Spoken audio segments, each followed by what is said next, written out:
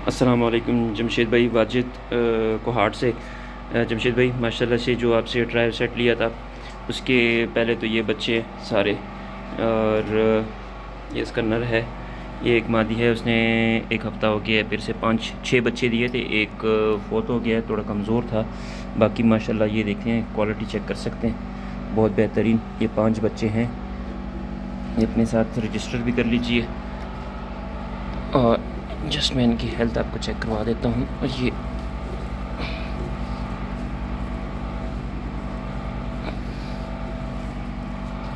माशाल्लाह से देखिए, ये 5 बच्चे बहुत हेल्दी और एक्टिव, और ये अभी कुछ 6 दिन के लगभग बच्चे हैं, और माशाल्लाह से बहुत एक्टिव और हेल्दी हैं। आप इनकी सेहत वगैरह अभी से चेक कर सकते हैं। इसकी माँ बहुत अच्छे से केयर कर रही है।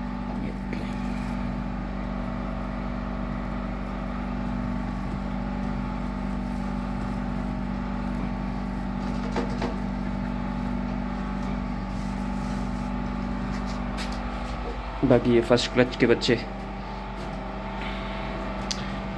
हेल्दी मस्त मस्त है, सारे एक्टिव, बहुत बेहतरीन।